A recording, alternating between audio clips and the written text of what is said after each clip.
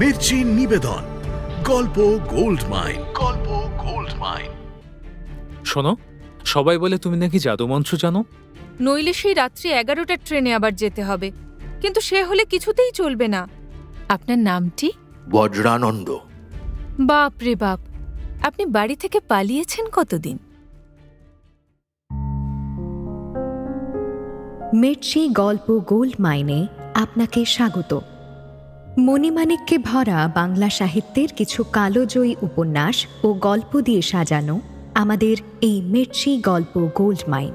শুনছেন কথাশিল্পী শরৎচন্দ্র চট্টোপাধ্যায়ের ক্লাসিক উপন্যাস শ্রীকান্ত। গ্রামে এসে অসুস্থ শ্রীকান্ত হারালো সব টাকা। ডাক্তারের ফি দিতেও অক্ষম হয়ে রাজলক্ষ্মীকে লিখল সাহায্যের জন্য, কিন্তু টাকা না পাঠিয়ে স্বয়ং রাজলক্ষ্মী এসে হাজির।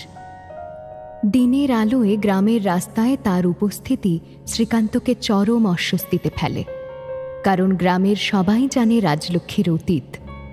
অথচ সে বিন্দুমাত্র দ্বিধা না করে সরাসরি ঢুকে গেল শ্রীকান্তের ঘরে। তারপর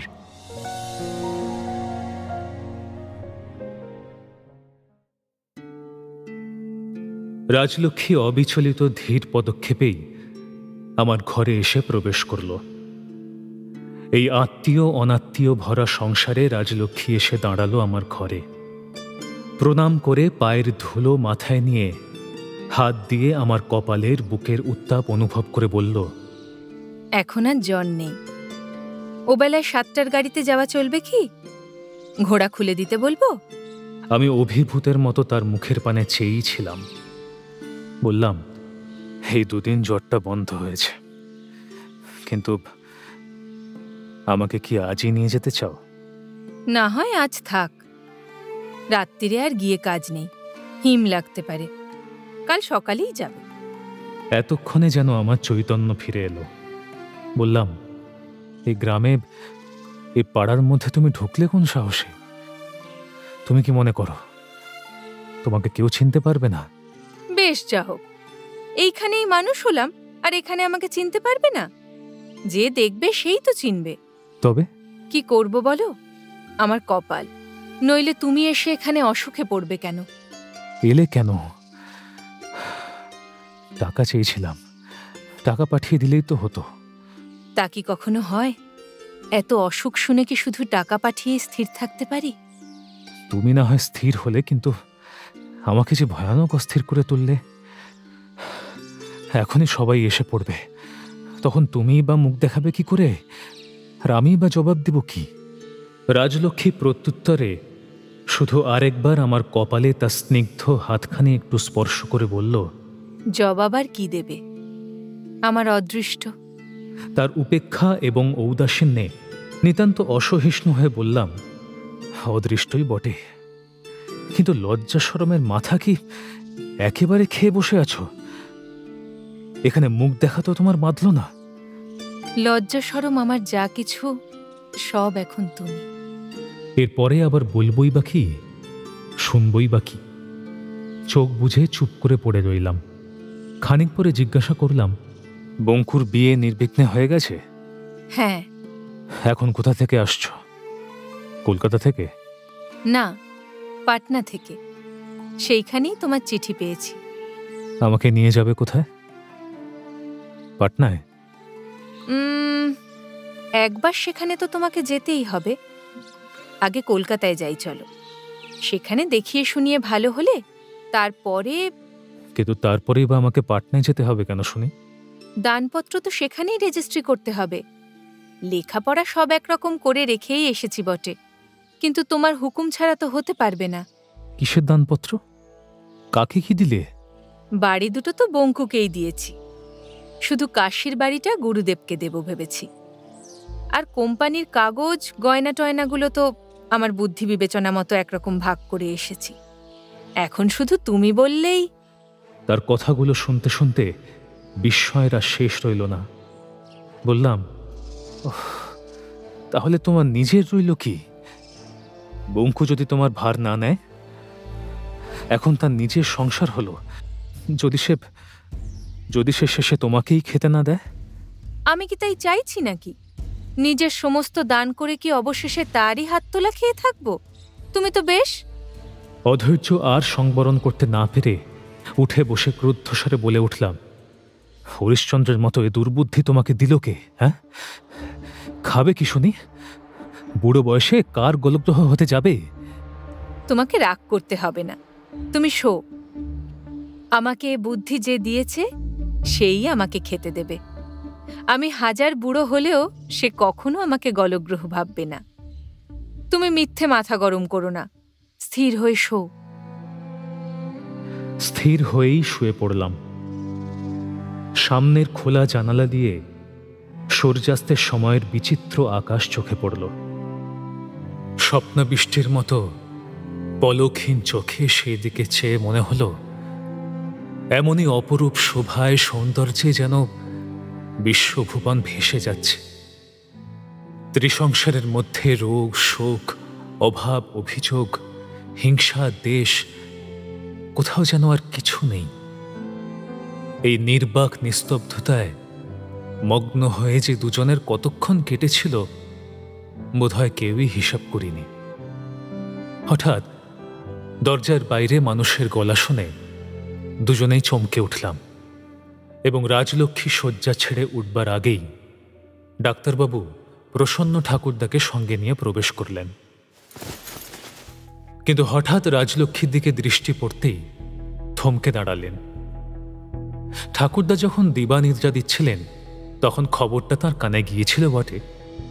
কে একজন বন্ধু কলকাতা থেকে গাড়ি করে আমার কাছে এসেছে, কিন্তু সে যে স্ত্রীলোক হতে পারে তা বোধহয় কারো কল্পনাতেও আসেনি। সেই জন্যই বোধহয় এখনো পর্যন্ত বাড়ির মেয়েরা কেউ বাইরে আসেনি। ঠাকুরদা অত্যন্ত বিচক্ষণ লোক। তিনি কিছুক্ষণ এক দৃষ্টে রাজলক্ষ্মীর নিচু করে রাখা মুখের দিকে তাকিয়ে বললেন, মেয়েটি কে শ্রীকান্ত? যেন চিনি চিনি মনে হচ্ছে। ঠিক বলেছেন ছোট খুড়ো, আমারও যেন মনে হচ্ছে একে কোথায় দেখেছি। আমি আর চোখে চেয়ে দেখলাম রাজলক্ষ্মীর সমস্ত মুখ যেন মরার মতো ফ্যাকাশে হয়ে গেছে। সেই মুহূর্তেই কি যেন আমার বুকের মধ্যে বলে উঠল, শ্রীকান্ত, এই সর্বত্যাগী মেয়েটি শুধু তোমার জন্যেই এই দুঃখ স্বেচ্ছায় মাথায় তুলে নিয়েছে। একবার আমার সারা শরীরে কাঁটা দিয়ে উঠল। মনে মনে বললাম, আমার সত্যি কাজ নেই, আজ আমি মিথ্যাকেই মাথায় তুলে নেব। এবং পরক্ষণেই রাজলক্ষ্মীর হাতের উপর একটু চাপ দিয়ে বললাম, তুমি স্বামীর সেবা করতে এসেছ, তোমার লজ্জা কি রাজলক্ষ্মী? এই ঠাকুরদা, ডাক্তারবাবু, এদের প্রণাম করো। পলকের জন্য দুজনের চোখাচোখি হলো। তারপরে সে উঠে গিয়ে ভূমিষ্ঠ হয়ে দুজনকে প্রণাম করল। একদিন যে ভ্রমণ কাহিনীর মাঝখানে আচমকা জবনিকা টেনে দিয়ে বিদায় নিয়েছিলাম, আবার একদিন তাকেই নিজের হাতে সকলের সামনে মেলে ধরার আর আমার ইচ্ছে ছিল না। আমার সেই পল্লীগ্রামে যিনি ঠাকুরদাদা, তিনি যখন আমার সেই নাটকীয় উক্তি শুনে শুধু একটু মুচকে হাসলেন এবং রাজলক্ষ্মীর ভূমিষ্ঠ প্রণামের সময় শুধু যেভাবে শশব ব্যস্তে দুই পা হটে গিয়ে বললেন, তাই নাকি? বেশ বেশ, বেঁচে পড়তে থাকো বাছা। এই আশীর্বাদ করেই যখন তিনি সকৌতুকে ডাক্তারটিকে সঙ্গে করে বাইরে চলে গেলেন, তখন রাজলক্ষ্মীর মুখের যে ছবি দেখেছিলাম সে ভুলবার বস্তু নয়, ভুলিও নি, কিন্তু ভেবেছিলাম সে আমারই, একান্ত আমার। বহির্জগতে তার যেন কোনো প্রকাশ কোনো দিনই না থাকে। কিন্তু এখন ভাবছি এ ভালোই হলো যে সেই বহুদিনের বন্ধ দুয়ার আবার আমাকে এসেই খুলতে হলো। ঠাকুরদাদা চলে গেলেন। রাজলক্ষ্মী ক্ষণকাল স্তব্ধভাবে তাঁর দিকে চেয়ে রইল। তারপর মুখ তুলে একটুখানি নিষ্ফল হাসির চেষ্টা করে বলল, পায়ের ধুলা নিতে গিয়ে আমি তাকে ছুঁয়ে ফেলতুম না, কিন্তু কেন তুমি ও কথা বলতে গেলে? তার তো কোনো দরকার ছিল না। এ শুধু বাস্তবিক এ শুধুই কেবল নিজেদের নিজেই অপমান করলাম। এর কোনো প্রয়োজন ছিল না। বাজারের বাইজি থেকে বিধবা বিবাহের পত্নী যে এদের কাছে কোনো উঁচু আসন পায় না, সমস্তই বুঝলাম। আর এই অবমানিতার সামনে বড় কথার আস্ফালন করে কথা বাড়াতে ইচ্ছে হলো না। যেমন নিঃশব্দে পড়েছিলাম, তেমনই নীরবেই পড়ে রইলাম। রাজলক্ষ্মী অনেকক্ষণ পর্যন্ত আর একটা কথাও বলল না, ঠিক যেন নিজের ভাবনার মধ্যে মগ্ন হয়ে বসে রইল। তারপর হঠাৎ অত্যন্ত কাছে কোথাও ডাক শুনে যেন চমক ভেঙে উঠে দাঁড়ালো। রতনকে ডেকে বলল, গাড়িটা শিগগির ঠিক করতে বলে দে রতন, নইলে সেই রাত্রি 11টার ট্রেনে আবার যেতে হবে। কিন্তু সে হলে কিছুতেই চলবে না, ভারী হিম লাগবে। মিনিট 10 মধ্যেই রতন আমার ব্যাগটা নিয়ে গাড়ির মাথায় তুলে দিল এবং আমার শোবার বিছানাটা বেঁধে নেবার জন্য কাছে এসে দাঁড়ালো। তখন থেকে আর আমি একটাও কথা বলিনি। এখনো কোনো প্রশ্ন করলাম না। কোথায় যেতে হবে, কি করতে হবে, কিছুই জিজ্ঞাসা না করে নিঃশব্দে উঠে ধীরে ধীরে গাড়িতে গিয়ে বসলাম। দিন কয়েক আগেই এমনই এক সন্ধ্যাবেলায় নিজের বাড়িতে প্রবেশ করেছিলাম। আজ আবার তেমনি এক সন্ধ্যাবেলায় নীরবে বাড়ি থেকে চলে গেলাম। সেদিনও কেউ আদর করে গ্রহণ করেনি, আজও কেউ সস্নেহে বিদায় দিতে এগিয়ে এলো না। সেদিনও এমনই ঘরে ঘরে তখন শাঁখ বাজতে আরম্ভ করেছিল। এমনই বসু মল্লিকদের গোপাল মন্দির থেকে আরতির কাঁসর ঘণ্টার রব অস্পষ্ট হয়ে বাতাসে ভেসে আসছিল। তবুও সেদিনের সঙ্গে আজকের প্রভেদটা যে কত বড়, সে কেবল আকাশের দেবতারাই দেখতে লাগলেন। রাজলক্ষ্মী নীরবে গাড়িতে প্রবেশ করে আমার সামনের আসনটি গ্রহণ করল এবং বোধহয় কদাচিৎ কোনো পরিচিত পথিকের অশোভন কৌতূহল থেকে সম্পূর্ণ আত্মগোপন করতেই গাড়ির এক কোণে মাথা রেখে 2 চোখ বন্ধ করল। আঁধার কোণের মধ্যে তার মুখ দেখা গেল না, কিন্তু অনুভব করলাম সে চোখ বন্ধ করে যেন চিন্তার মধ্যে মগ্ন হয়ে গেছে। মনে মনে বললাম, তাই যাক, আজ থেকে নিজের চিন্তা তরণীর হালখানা যখন তারই হাতে ছেড়ে দিয়েছি, তখনই অজানা নদীর কোথায় ঘূর্ণি কোথায় চড়া সেই খুঁজে নিয়ে চলুক। এ জীবনে নিজের মনটাকে আমি নানা দিকে নানা অবস্থায় যাচাই করে দেখেছি। এর ধাতটা আমি চিনি। অত্যন্ত কিছুই এর সহ্য হয় না। অত্যন্ত সুখ, অত্যন্ত স্বাস্থ্য, অত্যন্ত ভালো থাকা একে চিরদিন পীড়িত করে। কেউ অত্যন্ত ভালোবাসছে জানা মাত্রই যে মন অহরহ পালাই পালাই করে, সে মন যে আজ কত দুঃখে হাল ছেড়েছে তা হে মনের সৃষ্টিকর্তা ছাড়া আর কে জানবে। বাইরের কালো আকাশের প্রতি একবার দৃষ্টি প্রসারিত করলাম। ভিতরের অদৃশ্য প্রায় নিশ্চল প্রতিমার দিকেও একবার চোখ ফেরালাম। তারপরে জোড় হাতে আবার যে কাকে নমস্কার করলাম জানি না, কিন্তু মনে মনে বললাম, এর আকর্ষণের দুঃসহ বেগ আমার নিঃশ্বাস রুদ্ধ করে এনেছে। বহুবার বহু পথে পালিয়েছি, কিন্তু গোলক ধাঁধার মতো সব পথই যখন বারবার আমাকে এরই হাতে ফিরিয়ে দিয়েছে, তখন আর আমি বিদ্রোহ করব না। এইবার নিজেকে নিঃশেষে সমর্পণ করে দিলাম। এতকাল জীবনটাকে নিজের হাতে রেখেই বা কি পেয়েছি, কতটুকু সার্থক করেছি? তবে আজ যদি সে এমন হাতেই পড়ে থাকে যে নিজের জীবনটাকে এমন আকণ্ঠ মগ্ন পঙ্ক থেকে টেনে তুলতে পেরেছে, সে কিছুতেই আর একটা জীবনকে তারই মধ্যে আবার ডুবিয়ে দেবে না, কিছুতেই না। কিন্তু এসব তো গেল আমার নিজের পক্ষ থেকে, কিন্তু অন্য পক্ষের আচরণ ঠিক আবার সেই আগেকার মতো শুরু হলো। সমস্ত পথের মধ্যে একটাও কথা হলো না। এমনকি স্টেশনে পৌঁছেও কেউ আমাকে কোনো প্রশ্ন করা আবশ্যক বিবেচনা করল না। অল্প সময় কলকাতা যাবার গাড়ির ঘণ্টা পড়ল, কিন্তু রতন টিকিট কেনার কাজ ফেলে যাত্রীশালার ক্ষুদ্র এক কোণে আমার জন্য শয্যা রচনা করতে লাগলো। অতএব বোঝা গেল এদিকে নয়, আমাদের সেই ভোরের ট্রেনে পশ্চিমে রওনা হতে হবে। কিন্তু সেটা পাটনায় কিংবা কাশীতে কিংবা আর কোথাও, তা জানা না গেলেও এটা বেশ বোঝা গেল এ বিষয়ে আমার মতামত একেবারেই অনাবশ্যক। রাজলক্ষ্মী অন্যত্র চেয়ে অন্য মনস্কের মতো দাঁড়িয়েছিল। রতন হাতের কাজ শেষ করে কাছে এসে বলল, মা মা খবর পেলাম একটু এগিয়ে গেলে ভালো খাবার সব রকমই পাওয়া যায়।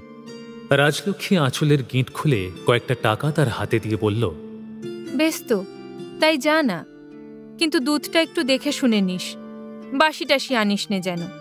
মা বলছি, তোমার নিজের জন্য কিছু? না, আমার জন্য চাই নে। এই না যে কিরূপ তা আমরা সবাই জানি, এবং সকলের চেয়ে বেশি জানে বোধহয় রতন নিজে। তবুও সে বার দুই পা ঘষে আস্তে আস্তে বলল, কাল থেকেই তো একরকম। তুই কি শুনতে পাস নে রতন, কালা হয়েছিস? আর দ্বিরুক্তি না করে রতন চলে গেল। কারণ এরপরেও তর্ক করতে পারে এমন প্রবল পক্ষ তো আমি কাউকেও দেখি না। আর প্রয়োজনই বা কি? রাজলক্ষ্মী মুখে স্বীকার না করলেও আমি জানি রেলগাড়িতে বা রেলের সম্পর্কিত কারো হাতে কিছু খেতে তার ইচ্ছে হয় না। নিরর্থক কঠোর উপবাস করতে এর জোড়া কোথাও দেখিনি বললেও বোধহয় অত্যুক্তি হয় না। কতদিন কত জিনিস এর বাড়িতে আসতে দেখেছি। দাসী চাকরে খেয়েছে, দরিদ্র প্রতিবেশীর ঘরে বিতরিত হয়েছে, পচে নষ্ট হয়ে ফেলা গিয়েছে, কিন্তু এসব যার জন্য সে মুখেও দিত না। জিজ্ঞাসা করলে, তামাশা করলে হেসে বলতো, হ্যাঁ, আমার আবার আচার, আমার আবার খাওয়া ছোঁয়ার বিচার, আমি তো সব খাই। আচ্ছা, চোখের সামনে তার পরীক্ষা দাও। পরীক্ষা এখন? ওরে বাসরে, তাহলে আর বাঁচতে হবে? এই বলে সে না বাঁচবার কোনো কারণ না দেখিয়েই অত্যন্ত জরুরি গৃহকর্মের অছিলায় অন্তর্হিত হয়ে যেত। সে মাছ, মাংস, দুধ, ঘি খায় না আমি ক্রমশ জেনেছিলাম, কিন্তু এই না খাওয়াটাই তার পক্ষে এত অশোভন, এত লজ্জার যে এর উল্লেখেই সে যে লজ্জায় কোথায় পালাবে তা খুঁজে পেত না। তাই সহজে আর খাওয়া নিয়ে অনুরোধ করতে আমার ইচ্ছে হতো না। রতন ম্লান মুখে চলে গেল। তখনও কথা বললাম না। খানিক পরে ঘটিতে গরম দুধ এবং ঠোঙায় মিষ্টান্ন নিয়ে ফিরে এলে রাজলক্ষ্মী আমার জন্য দুধ ও কিছু খাবার রেখে রতনের হাতেই যখন সমস্তটা তুলে দিল, তখনও কিছু বললাম না, এবং রতনের করুণ চোখের নীরব মিনতিও স্পষ্ট বুঝে তেমনই নির্বাক হয়ে রইলাম। যাত্রীশালায় আর কোনো লোক ছিল না। রতনও বোধহয় কোথাও একটু অন্তরাল খুঁজে নিয়ে শুয়ে পড়েছিল। দেখলাম একটা মিটমিটে আলোর নিচে রাজলক্ষ্মী চুপ করে বসে আছে। কাছে গিয়ে তার মাথায় হাত রাখতেই সে চমকে মুখ তুলল, বলল, তুমি ঘুমোওনি? না, কিন্তু এই ধুলোবালির ওপর একলাটি চুপচাপ না থেকে আমার বিছানায় গিয়ে বসবে, চলো। এই বলে তাকে আপত্তি করবার অবসর না দিয়েই হাত ধরে টেনে তুললাম, কিন্তু নিজের কাছে এনে আর কথা খুঁজে পেলাম না। কেবল আস্তে আস্তে তার একটা হাতের ওপর হাত বোলাতে লাগলাম। কিছুক্ষণ এমনই গেল। আমার সন্দেহ যে অমূলক নয় সে কেবল হঠাৎ তার চোখের কোণে হাত দিয়ে অনুভব করলাম। ধীরে ধীরে মুছিয়ে দিয়ে কাছে টানবার চেষ্টা করতেই রাজলক্ষ্মী আমার প্রসারিত পায়ের ওপর উপুড় হয়ে পড়ে জোর করে চেপে রইল। কোনো মতেই তাকে খুব কাছে আনতে পারলাম না। আবার তেমনই নীরবে সময় কাটতে লাগল। হঠাৎ এক সময় বলে উঠলাম, একটা কথা এখনো তোমাকে জানানো হয়নি লক্ষ্মী। কি কথা? বলতে গিয়ে সংস্কার বসে প্রথমটা একটু বাঁধল, কিন্তু থামলাম না। বললাম, আজ থেকে নিজেকে তোমার হাতে একেবারে সঁপে দিলাম। এর ভালো মন্দর ভার এখন সম্পূর্ণ তোমার। বলে চেয়ে দেখলাম সেই স্তিমিত আলোকে সে আমার মুখের পানে চুপ করে চেয়ে আছে। তারপর একটুখানি হেসে বলল, তোমাকে নিয়ে আমি কি করব? তুমি বায়া তবলা বাজাতে পারবে না, সারেঙ্গি বাজাতেও পারবে না, আর আরটা কি? পান তামাক যোগান? না, সেটা কিছুতেই পেরে উঠব না। কিন্তু আগের দুটো? ভরসা দিলে পারতেও পারি বলে নিজেও একটু হাসলাম। হঠাৎ রাজলক্ষ্মী উৎসাহে উঠে বসে বলল, ঠাট্টা নয়, সত্যি পারো? আশা করতে তো দোষ নেই। না। তারপরে নিঃশব্দ বিস্ময়ে কিছুক্ষণ নির্নিমেষে আমার দিকে চেয়ে থেকে ধীরে ধীরে বলতে লাগলো, দেখো, মাঝে মাঝে তাই যেন আমার মনে হতো। আবার ভাবতাম, যে মানুষ নিষ্ঠুরের মতো বন্দুক নিয়ে কেবল জানোয়ার মেরে বেড়াতেই ভালোবাসে, সে কি এর ধার ধারে? এর ভেতরের এত বড় বেদনাকে অনুভব করাই কি তার সাধ্য? বরঞ্চ স্বীকার করার মতো আঘাত দিতে পারাতেই যেন তার বড় আনন্দ। তোমার দেওয়া অনেক দুঃখই কেবল এই ভেবে আমি সইতে পেরেছি। এবার চুপ করে থাকার পালা আমার। তার অভিযোগের মূলে যুক্তি নিয়ে বিচার চলতেও পারত, সাফাই দেবার নজিরেরও হয়তো অভাব হতো না। কিন্তু সমস্তই মহা বিড়ম্বনা বলে মনে হলো। তার সত্য অনুভূতির কাছে মনে মনে আমাকে হার মানতে হলো। তবুও একটা কথা তাকে বলতেও পারতাম। বলতে পারতাম, মানুষের একান্ত বিরুদ্ধ ইচ্ছেগুলো যে কি করে একই সঙ্গে পাশাপাশি বাস করে, সে এক অচিন্তনীয় ব্যাপার। তা না হলে আমি স্বহস্তে জীব হত্যা করতে পারি, এত বড় পরমাশ্চর্য নিজের কাছে আর আমার কি আছে? যে একটা পিপিলিকার মৃত্যু পর্যন্ত সইতে পারে না, যে পাড়ার অনাথ আশ্রয়হীন কুকুর বেড়ালদের জন্য ছেলেবেলায় কতদিন নিঃশব্দে উপবাস করেছে, তার বনের পশু গাছের পাখির প্রতি লক্ষ্য যে কি করে স্থির হয়, এ তো কিছুতেই ভেবে পাই না। আর এ কি শুধু কেবল আমিই এমনই? যে রাজলক্ষ্মীর অন্তর বাহির আমার কাছে আজ আলোর মতো স্বচ্ছ হয়ে গেছে, সে কেমন করে এতদিন বছরের পর বছর ধরে পিয়ারির জীবনযাপন করতে পারল, এই কথাটাই মনে এনেও মুখে আনতে পারলাম না। কেবল তাকে ব্যথা দেব না বলেই নয়, ভাবলাম কি হবে বলে। কিন্তু আমার মনের মধ্যে কথার বন্যা বয়ে গেলেও মুখে কিছুই বেরোল না। আমি চুপ করে দেখে রাজলক্ষ্মী হঠাৎ বলল, চুপ করে রইলে যে? তবু তো এই নিষ্ঠুরের জন্যে সর্বত্যাগ করলে। সর্বত্যাগ আর কই, নিজেকে তো তুমি নিঃসত্ত্ব হয়েই আজ আমাকে দিয়ে দিলে। সে তো আর চাইনে বলে ত্যাগ করতে পারলাম না। হ্যাঁ, নিঃসত্ত্ব হয়েই দিয়েছি, কিন্তু তোমাকে তো তুমি নিজে দেখতে পাবে না।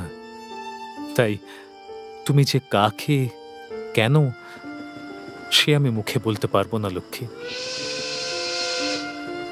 বাংলার ম্যালেরিয়া আমাকে যে বেশ শক্ত করেই ধরেছিল, তা পশ্চিমের শহরে প্রবেশ করবার আগেই বোঝা গেল। পাটনা স্টেশন থেকে রাজলক্ষ্মীর বাড়িতে আমাকে অনেকটা অচেতন অবস্থাতেই নিয়ে যাওয়া হলো। এর পরের মাসটা আমাকে জ্বর, ডাক্তার এবং রাজলক্ষ্মী প্রায় সারাক্ষণ ঘিরে রইল। জ্বর যখন ছাড়ল, তখন ডাক্তারবাবু বেশ স্পষ্ট করেই গৃহস্বামিনীকে জানিয়ে দিলেন যে দিও, এই শহরটা পশ্চিমেরই অন্তর্গত এবং স্বাস্থ্যকর বলেও খ্যাতি আছে। তবুও আমার পরামর্শ এই যে রোগীকে অচিরে অন্য কোথাও নিয়ে যাওয়া আবশ্যক। আবার একবার বাঁধা ছাঁধা শুরু হয়ে গেল, কিন্তু এবার কিছু ঘটা করে। রতনকে একলা পেয়ে জিজ্ঞাসা করলাম, এবার কোথায় যাওয়া হবে রতন?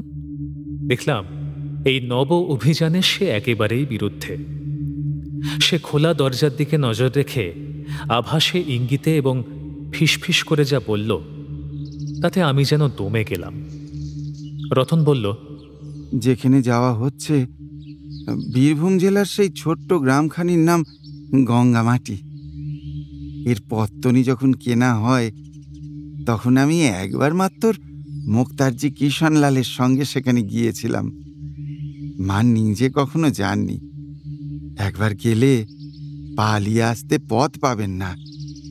গ্রামে ভদ্র পরিবার নেই বললেই হয়, কেবল ছোট জাতে ভরা। তাদের না ছোঁয়া যায়, না আসে তারা কোনো রকম কাজে। রাজলক্ষ্মী কেন যে এইসব ছোট জাতির মধ্যে কি বাস করতে চাইছে, তার কারণ যেন কতকটা বুঝলাম। জিজ্ঞাসা করলাম, গঙ্গামাটি বীরভূমের কোথায়? সাঁইথিয়া না কি অমনি একটা স্টেশন থেকে প্রায় 10-12 ক্রোশ গরুর গাড়িতে যেতে হয়। পথ যেমন দুর্গম তেমনি ভয়ানক। চারিদিকে মাঠ আর মাঠ, তাতে না হয় ফসল, না আছে এক ফোঁটা জল। কাঁকুড়ে মাটি, কোথাও রাঙা, আবার কোথাও যেন পুড়ে একবারে কালো হয়ে আছে। বাবু, মানুষে যে সেখানে কি সুখে থাকে আমি তো তা ভেবেই পাইনে। আর যারা এই সব সোনার জায়গা ছেড়ে সে দেশে যেতে চায় তাদের কথা আর কি বলবো। মনে মনে একটা দীর্ঘ নিঃশ্বাস ফেলে চুপ করে রইলাম। এইসব সোনার স্থান ত্যাগ করে কেন যে সেই মরুভূমির মধ্যে নির্বান্ধব ছোট লোকের দেশে রাজলক্ষ্মী আমাকে নিয়ে চলেছে, তাই কি বলাও যায় না, বোঝানোও চলে না। শেষে বললাম, বোধহয় আমার অসুখের জন্যই যেতে হচ্ছে রতন। এখানে থাকলে ভালো হবার আশা কম। এ ভয়ে সব ডাক্তারই দেখাচ্ছেন। কিন্তু অসুখ কি কারুর হয় না বাবু? সারাবার জন্য কি তাদের সব ওই গঙ্গা মাটিতেই যেতে হয়? মনে মনে বললাম, জানি না তাদের সব কোন মাটিতে যেতে হয়। হয়তো তাদের পীড়া সোজা, হয়তো তাদের সাধারণ মাটির ওপরেই সারে। কিন্তু আমাদের ব্যাধি সহজ নয়, সাধারণও নয়। এর জন্য হয়তো ওই গঙ্গা মাটিরই একান্ত প্রয়োজন। ওদিকে রতন বলে চলল, মায়ের খরচের হিসাবপত্তর আমরা কোনোদিন ভেবে পেলাম না। সেখানে না আছে ঘরদোর, না আছে কিছু। একজন গোমস্তা আছে, তার কাছে 1000-2 টাকা পাঠানো হয়েছে একটা মেটে বাড়ি তৈরি করার জন্যে। দেখুন দেখি বাবু, এ কি সব অনাছিষ্টি কাণ্ড কারখানা। চাকর বলে আমরা যেন আর কেউ মানুষ নয়। তার এত ক্ষোভ এবং বিরক্তি দেখে আমি বললাম, নাই গেলে রতন অমন জায়গায়? জোর করে তো তোমাকে কেউ কোথাও নিয়ে যেতে পারে না। আমার কথায় রতন কোনো সান্ত্বনা লাভ করল না। বলল, মা পারেন। কি জানি বাবু, কি জাদুমন্তর জানেন। যদি বলেন তোমাদের সব জমের বাড়ি যেতে হবে, এতগুলো লোকের মধ্যে আমাদের এমন সাহস কারও নেই যে বলে না। বলে সে মুখ ভারী করে চলে গেল। কথাটা রতন নিতান্তই রাগ করে বলে গেল, কিন্তু আমাকে সে যেন আচমকা একটা নতুন তথ্যের সংবাদ দিয়ে গেল। কেবল আমিই নয়, সকলেরই ওই এক দশা। ওই জাদুমন্ত্রের কথাটাই ভাবতে লাগলাম। মন্ত্রতন্ত্রে যে সত্যি বিশ্বাস করি তা নয়, কিন্তু একবারই লোকের মধ্যে কারো যখন এতটুকু শক্তি নেই সে জমের বাড়ি যাবার আদেশটাকে পর্যন্ত অবহেলা করে, তখন সে বস্তুটাই বা কি? এর সমস্ত সংস্রব থেকে আপনাকে বিচ্ছিন্ন করবার জন্য আমি কি না করেছি। বিবাদ করে বিদায় নিয়েছি, সন্ন্যাসী হয়ে দেখেছি, এমনকি দেশত্যাগ করে বহু দূরে চলে গেছি, জীবনে আর যেন দেখা না হয়। কিন্তু আমার সকল চেষ্টাই একটা গোল বস্তুর ওপর সরল রেখা টানবার মতো বারংবার কেবল ব্যর্থ হয়ে গিয়েছে। নিজেকে সহস্র ধিক্কার দিয়ে নিজের দুর্বলতার কাছেই পরাজিত হলাম। এই কথাটা মনে করে অবশেষে যখন আত্মসমর্পণ করলাম, তখন রতন এসে আজ আমাকে এই খবরটা দিয়ে গেল। রাজলক্ষ্মী জাদু মন্ত্র জানে, তাই বটে। অথচ এই রতনকেই জেরা করলে জানা যাবে সে নিজেও এ কথা বিশ্বাস করে না। হঠাৎ দেখি মস্ত একটা পাথরের বাটিতে কি কতকগুলো নিয়ে এই পথেই রাজলক্ষ্মী ব্যস্ত হয়ে নিজে চলেছে। ডেকে বললাম, শোনো, সবাই বলে তুমি নাকি জাদুমন্ত্র জানো। সে থমকে দাঁড়িয়ে 2 ভুরু কুঁচকে বলল, কি জানি? জাদুমন্ত্র। রাজলক্ষ্মী মুখ টিপে একটু হেসে বলল, হ্যাঁ জানি। বলে চলে যাচ্ছিল। হঠাৎ আমার গায়ের জামাটা ঠাউর করে দেখে উদ্বিগ্ন কণ্ঠে প্রশ্ন করল, ওটা কালকে সেই বাসি জামাটা না? হ্যাঁ, সেইটাই বটে, কিন্তু থাক, বেশ ফর্সা আছে। ফর্সার কথা নয়, পরিষ্কারের কথা বলছি। বাইরের ওই দেখানো ফর্সাটা নিয়েই চিরকাল গেলে। ওটা তাচ্ছিল্য করতেও আমি বলিনে, কিন্তু যে ভেতরটা ঘামে ঘামে নোংরা হয়ে ওঠে সেটা দেখতে শিখবে কবে? রতন! সে রতনকে ডাক দিল, কেউই জবাব দিল না। কারণ কর্ত্রীর এই প্রকার উচ্চ মধুর আহ্বানে সাড়া দেওয়া এ বাড়ির বিধি নয়, বরঞ্চ মিনিট ৫-৬ গা ঢাকা দিয়ে থাকাই নিয়ম। রাজলক্ষ্মী তখন হাতের পাঁজা নিচে নামিয়ে রেখে পাশের ঘর থেকে একটা কাঁচা জামা এনে আমার হাতে দিয়ে বলল, তোমার মন্ত্রী রতনকে বলো, যতক্ষণ সে জাদুমন্ত্র না শিখছে ততক্ষণ যেন এই দরকারি কাজগুলো হাত দিয়েই করে। এই বলে সে পাথরের বাটিটা তুলে নিয়ে নিচে চলে গেল। জামাটা বদলাতে গিয়ে দেখলাম তার ভিতরটা সত্যিই মলিন হয়ে গেছে, হবার কথা। এবং আমিও যে আর কিছু প্রত্যাশা করেছিলাম তাও নয়, কিন্তু আমার মনটা ছিল নাকি ভাববার দিকেই। তাই অতি তুচ্ছ খোলসটার অন্তর বাইরের এই অমিলটাই আমাকে আবার নতুন আঘাত দিল। রাজলক্ষ্মীর সূচিবাই অনেক সময় আমাদের কাছে অর্থহীন, পীড়াদায়ক, এমনকি অত্যাচার বলেও ঠেকেছে, এবং এখনই যে তার সমস্তটাই এক মুহূর্তে মন থেকে ধুয়ে মুছে গেল তাও সত্যি নয়। কিন্তু এই শেষ শ্লেষটুকুর মধ্যে যে বস্তুটা আমি এতদিন মন দিয়ে দেখিনি তাই দেখতে পেলাম।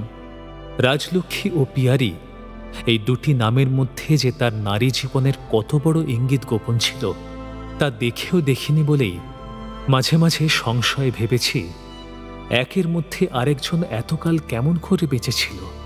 কিন্তু মানুষ যে এমনই, তাই তো সে মানুষ। পিয়ারি সমগ্র ইতিহাস আমি জানিও না, জানতেও ইচ্ছা হয় না। রাজলক্ষ্মীরই যে সমস্ত ইতিবৃত্ত জানি তাও নয়, শুধু এইটুকুই জানি, দুজনের মর্মে ও কর্মে চিরদিন কোনো মিল, কোনো সামঞ্জস্যই ছিল না। চিরদিনই উভয়ে পরস্পরের উল্টো স্রোতে বয়ে গেছে।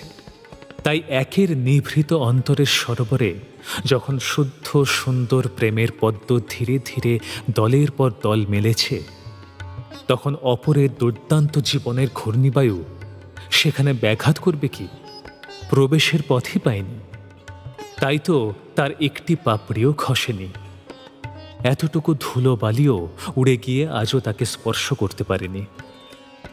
শীতের সন্ধ্যা অচিরে গাঢ় হয়ে এলো। আমি কিন্তু সেইখানে বসে ভাবতেই লাগলাম। মনে মনে বললাম, মানুষ তো কেবল তার দেহটাই নয়, পিয়ারি নেই, সে মরেছে। কিন্তু একদিন যদি সে তার ওই দেহটার গায়ে কিছু কালি দিয়েই থাকে, তো সেইটুকুই কি কেবল বড় করে দেখব? আর রাজলক্ষ্মী যে তার সহস্র কোটি দুঃখের অগ্নি পরীক্ষা পার হয়ে আজ তার অকলঙ্ক শুভ্রতায় সামনে এসে দাঁড়ালো, তাকে মুখ ফিরিয়ে বিদায় দেব? সেই কি মানুষের সত্য বিচার হবে? আমার মন যেন আজ তার সব শক্তি দিয়ে বলতে লাগলো, না না, কখনোই না, এ কখনোই না, এমন যে হতেই পারে না।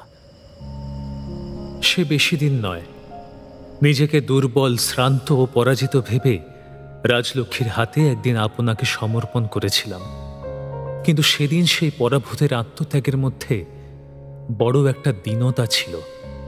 আমার মন যেন এর কিছুতেই অনুমোদন করতে পারছিল না। কিন্তু আজ আমার সেই মন যেন হঠাৎ সবলে এই কথাটাই বারবার বলতে লাগলো, ও দানই নয়, ও ফাঁকি। যে পিয়ারিকে তুমি জানতে না, সে তোমার জানবার বাইরেই পড়ে থাক। কিন্তু যে রাজলক্ষ্মী একদিন তোমারই ছিল, আজ তাকে তুমি সকল চিত্ত দিয়ে গ্রহণ করো। নতুন চাকরটা আলো আনছিল, তাকে বিদায় দিয়ে অন্ধকারেই বসে রইলাম এবং মনে মনে বললাম, রাজলক্ষ্মীর সব ভালো মন্দের সঙ্গে আজ তাকে নিলাম। এইটুকুই আমি পারি, কেবল কেবল এইটুকুই আমার হাতে।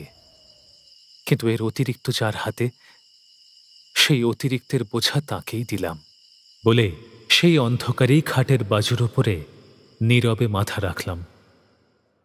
আগের মতো পরদিনও যথারীতি আয়োজন চলল এবং তার পরের দিনও সারাদিন ব্যাপী উদ্যমের অবধি রইল না। সেদিন দুপুরবেলায় প্রকাণ্ড একটা সিন্ধুকে থালা, ঘটি, বাটি, গাড়ু, গেলাস, বক্ন, পিলসুজ অপর্যাপ্ত ভরা হচ্ছিল। আমি ঘরের মধ্যে থেকে দেখছিলাম। এক সময় ইশারায় কাছে ডেকে জিজ্ঞাসা করলাম, এসব হচ্ছে কি? তুমি কি আর ফিরে আসতে চাও না নাকি? ফিরে কোথায় আসবো শুনি? আমার মনে পড়ল এ বাড়ি সে বঙ্কুকে দান করেছে। বললাম, কিন্তু ধরো যদি সে জায়গা তোমার বেশি দিন ভালো না লাগে? আমার জন্য তোমার মন খারাপ করবার দরকার নেই। তোমার ভালো না লাগলে চলে এসো, আমি তাতে বাধা দেব না। তার কথার ভঙ্গিতে আমি আঘাত পেয়ে চুপ করলাম। এটা আমি বহুবার দেখেছি, সে আমার এই ধরনের কোনো প্রশ্নই যেন সরলভাবে গ্রহণ করতে পারে না। এই অবিশ্বাসের আগুন যে কবে নিববে এবং কেমন করে নিববে আমি তার কোনো কিনারাই ভেবে পাই না।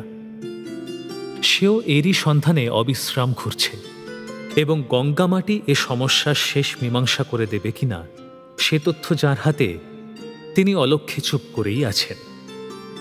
সব আয়োজনে আরও দিন 4 কাটল এবং আরও 2 দিন গেল শুভক্ষণের প্রতীক্ষায়। তারপরে একদিন সকালে অপরিচিত গঙ্গামাটির উদ্দেশ্যে আমরা সত্যি সত্যিই যাত্রা করে বেরিয়ে পড়লাম।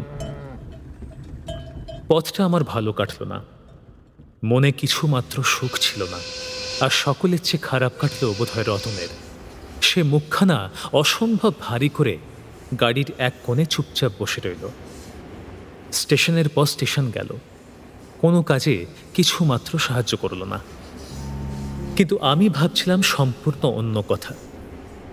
স্থানটা জানা কি অজানা, ভালো কি মন্দ, স্বাস্থ্যকর কি ম্যালেরিয়ায় ভরা, সেদিকে আমার খেয়ালই ছিল না। আমি ভাবছিলাম, যদিও জীবনটা আমার এতদিন নিরুপদ্রবে কাটেনি, এর মধ্যে অনেক গলদ, অনেক ভুলচুক, অনেক দুঃখ দৈন্যই গিয়েছে, তবুও সেসব আমার অত্যন্ত পরিচিত। এই দীর্ঘদিনে তাদের সঙ্গে মোকাবিলা তো বটেই, বরঞ্চ এক ধরনের স্নেহই জন্মে গেছে। তাদের জন্য আমিও কাউকে দোষ দিই না, আমাকেও আর বড় কেউ দোষ দিয়ে সময় নষ্ট করে না। কিন্তু এই যে কোথায় কি একটা নতুনত্বের মধ্যে নিশ্চিত চলেছি, এই নিশ্চয়তাই আমাকে বিকল করেছে। আজ নয় কাল বলে আর দেরি করবার রাস্তা নেই, অথচ এর না জানি ভালো, না জানি মন্দ। তাই এর ভালো মন্দ কোনোটাই আজ আর কোনো মতেই ভালো লাগে না। গাড়ি যতই দ্রুতবেগ গন্তব্যস্থানের নিকটবর্তী হচ্ছে, ততই এই অজ্ঞাত রহস্যের বোঝা আমার বুকের ওপর চেপে বসছে। কত কি যে মনে হতে লাগলো তার অবধি নেই। মনে হলো অচির ভবিষ্যতে হয়তো আমাকেই কেন্দ্র করে একটা বিশ্রী দল গড়ে উঠবে। তাদের না পারবো নিতে, না পারবো ফেলতে। তখন কি যে হবে আর কি যে হবে না, ভাবতেও সমস্ত মনটা যেন হিম হয়ে উঠল। চেয়ে দেখলাম রাজলক্ষ্মী জানলার বাইরে দুচোখ মেলে নীরবে বসে আছে। হঠাৎ মনে হলো, একে আমি কোনোদিন ভালোবাসিনি, তবু একে আমার ভালোবাসতেই হবে। কোথাও কোনো দিকে চলে যাবার পথ নেই। পৃথিবীতে এত বড় বিড়ম্বনা কি কখনো কারো ভাগ্যে ঘটেছে? অথচ একটা দিন আগেও এই দ্বিধার জাঁতাকল থেকে আত্মরক্ষা করতে নিজেকে সম্পূর্ণরূপে এরই হাতে আত্মসমর্পণ করেছিলাম। তখন মনে মনে সবলে বলেছিলাম, তোমার সকল ভালো মন্দের সঙ্গেই তোমাকে নিলাম লক্ষ্মী। অথচ আজ আমার মন এমন বিক্ষিপ্ত, এমন বিদ্রোহী হয়ে উঠল। তাই ভাবি, সংসারে করব বলায় এবং সত্যকার করায় কত বড়ই না ব্যবধান। সাঁইথিয়া স্টেশনে এসে যখন পৌঁছানো গেল, তখন বেলা পড়ে আসছে। রাজলক্ষ্মীর গোমস্তা কাশিরাম স্বয়ং স্টেশনে আসতে পারেননি, সেদিকের ব্যবস্থা করতে নিযুক্ত আছেন। কিন্তু জন 2 লোক পাঠিয়ে পত্র দিয়েছেন। তার লেখা চিরকুট থেকে জানা গেল যে ঈশ্বর ইচ্ছায় অত্র, অর্থাৎ তিনি এবং তার গঙ্গামাটি সমস্ত কুশল। তারপর লিখেছেন, আপনার আদেশ মতো বাহিরে খাঞ্চারে গোজান অপেক্ষা করিতেছে। তার 2খানি খোলা এবং 2খানি ছই দেওয়া, একখানিতে পুরু করে খড় আর খেজুর পাতার চাটাই বিছানো। সেখানি স্বয়ং কর্ত্রী ঠাকুরানী আপনার। অপরখানিতে সামান্য কিছু খড় আছে বটে, কিন্তু চাটাই নাই। সেইখানি ভৃত্যাদি অনুচরগণের জন্য। খোলা 2খানিতে মালপত্র বোঝাই হইবে, এবং যদ্যপি স্থান সংকুলান না হয়, তো পাইক দিগকে হুকুম করিলে বাজার হইতে আরও একখানি জোগাড় করিয়া আনিবে। আহারাদি সমাপনপূর্বক সন্ধ্যার প্রাক্কালে যাত্রা করাই বিদেহ, কারণ অন্যথা কর্ত্রী ঠাকুরানী আপনার সুনিদ্রার ব্যাঘাত ঘটিতে পারে। এবং এ বিষয়ে সবিশেষ জ্ঞাত করাইতেছি যে পথে ভয়াদি কিছু নাই, স্বচ্ছন্দে নিদ্রা যাইতে পারেন। কর্ত্রী ঠাকুরানী চিরকুট পাঠ করে ঈষৎ হাসলেন শুধু, এবং যে এই পত্র দিল তাকে ভয়াদির কোনো প্রশ্ন না করে কেবল প্রশ্ন করলেন, হ্যাঁ বাবা, কাছাকাছি একটা পুকুর টুকুর আছে, দেখিয়ে দিতে পারো? একটা ডুব দিয়ে আসি। আছে বই কি মাঠান, উই যে হোথাকে। তাহলে চলো তো বাবা, দেখিয়ে দেবে। বলে সে তাকে এবং রতনকে সঙ্গে নিয়ে কোথাকার কোন অজানা পুকুরে স্নানান্নিক করতে চলে গেল। অশোক প্রভৃতির ভয় দেখানো নিরর্থক বলে আমি প্রতিবাদও করলাম না। বিশেষ করে এতেই যদি বা সে কিছু খায়, বাধা দিলে সেটাও তার আজকের মতো বন্ধ হয়ে যাবে। কিন্তু আজ সে মিনিট 10 মধ্যেই ফিরে এলো। গরুর গাড়িতে জিনিসপত্র বোঝাই চলছিল। সামান্য 2-1 বিছানা খুলে গাড়িতে পাতা হচ্ছে। আমাকে সে বলল, তুমি কেন এই বেলা কিছু খেয়ে নাও না? সমস্তই তো আনা হয়েছে। দাও। গাছতলায় আসন পেতে একটা কলা পাতায় সে সমস্ত গুছিয়ে দিচ্ছে। আমি নিস্পৃহ চিত্তে কেবলমাত্র তার দিকে চেয়ে আছি। এমন সময় এক মূর্তি এসে সামনে দাঁড়িয়ে হাঁকল, নারায়ণ। রাজলক্ষ্মী তাঁর ঝুঁটি করা ভিজে চুলের উপর বাঁ হাতের পিছন দিয়ে আঁচলটা আরেকটুখানি টেনে দিয়ে মুখ তুলে চাইল। বলল, আসুন। আচমকা এই নিঃসংকোচ নিমন্ত্রণের শব্দে মুখ ফিরিয়ে দেখলাম এক সাধু দাঁড়িয়ে। অত্যন্ত বিস্মিত হলাম। তার বয়স বেশি নয়, বোধহয় 20-21 মধ্যে, কিন্তু যেমন সুকুমার তেমনই সুশ্রী। চেহারাটা কৃশতার দিকেই, হয়তো একটু দীর্ঘকায় বলেই মনে হলো, কিন্তু রং তপ্ত কাঞ্চনের মতো। চোখ, মুখ, ভুরু ও কপালের গঠন নিখুঁত বললেই হয়। বাস্তবিক পুরুষের এত রূপ আর আমি কখনো দেখেছি বলে মনে হলো না। তার পরিধানে গেরুয়া বস্ত্রখানি স্থানে স্থানে ছিন্ন, গ্রন্থি বাঁধা। গায়ের গেরুয়া পাঞ্জাবিরও যেমন জীর্ণ দশা, পায়ের পাঞ্জাবি জুতো জোড়াটিও প্রায় তেমনই। হারালে দুঃখ করবার বিশেষ কিছু নেই। রাজলক্ষ্মী ভূমিষ্ঠ প্রণাম করে আসন পেতে দিল। মুখ তুলে বলল, আমি ততক্ষণ খাবার ঠিক করি। আপনাকে হাত মুখ ধোবার জল দিক? তা দিক, কিন্তু আপনার কাছে আমি অন্য প্রয়োজনে এসেছিলাম। আচ্ছা, আপনি খেতে বসুন, সে পরে হবে। এখন বাড়ি ফেরবার টিকিট চাই তো, সে আমি কিনে দেব। বলে সে মুখ ফিরিয়ে হাসি গোপন করল। সাধুজি গম্ভীরভাবে জবাব দিলেন, না, সে প্রয়োজন নেই। আমি খবর নিয়েছি আপনারা গঙ্গামাটি যাচ্ছেন। আমার সঙ্গে একটা ভারী বাক্স আছে, সেটা যদি কতকটা পথ আপনাদের গাড়িতে তুলে নেন তো আমার বড় উপকার হয়। আমিও ওই দিকেই যাচ্ছি। সে আর বেশি কথা কি, কিন্তু আপনি নিজে? আমি হেঁটেই যেতে পারবো, বেশি দূর তো নয়, ক্রোশ 6-7 হবে। রাজলক্ষ্মী আর কিছু না বলে রতনকে ডেকে জল দিতে বলল এবং নিজে পরিপাটি করে সাধুজির খাবার সাজাতে নিযুক্ত হল। এই কাজটি রাজলক্ষ্মীর নিজস্ব বস্তু, এতে তার জোড়া পাওয়া ভার। সাধু খেতে বসলেন, আমিও বসলাম। রাজলক্ষ্মী খাবারের হাঁড়ি নিয়ে পাশেই রইল। মিনিট 2 পরে রাজলক্ষ্মী আস্তে আস্তে জিজ্ঞাসা করল, সাধুজি, আপনার নামটি? বজ্রানন্দ। বাপ রে বাপ, ডাক নামটি? তার কথার ধরনে চেয়ে দেখলাম তার সমস্ত মুখখানি চাপা হাসির ছটায় উজ্জ্বল হয়ে উঠেছে, কিন্তু সে হাসল না। আমিও আহারে মন দিলাম। সাধুজি বললেন, সে নামের সঙ্গে আর তো কোনো সম্বন্ধ নেই, নিজেরও না, পরেরও না। তা বটে। আচ্ছা সাধুজি, আপনি বাড়ি থেকে পালিয়েছেন কতদিন? আমি চমকে উঠলাম। আচমকা রাজলক্ষ্মী এরকম একটা প্রশ্ন করল কেন?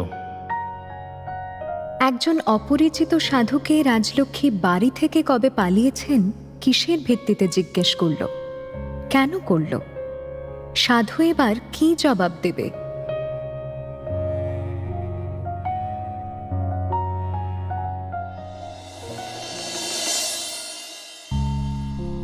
শুনলেন শরৎচন্দ্র চট্টোপাধ্যায়ের শ্রীকান্ত।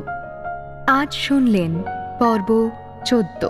উপস্থাপনায় শিবাশিস বন্দ্যোপাধ্যায়, নাট্যরূপ অর্পিতা চট্টোপাধ্যায়, পর্ব পরিচালনায় দেবলীনা আচার্য, বিশেষ তত্ত্বাবধানে সৌভিক গুহ সরকার, সৃজনশীল পরিচালনায় ইন্দ্রাণী চক্রবর্তী, প্রযোজনায় ভিজুয়াল অডিও।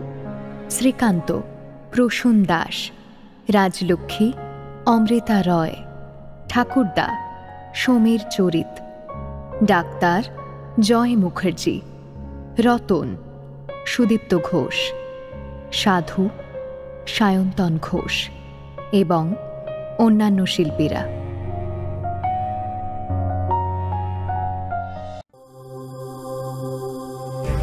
মির্চি নিবেদন গল্প গোল্ড মাইন। গল্প গোল্ড মাইন।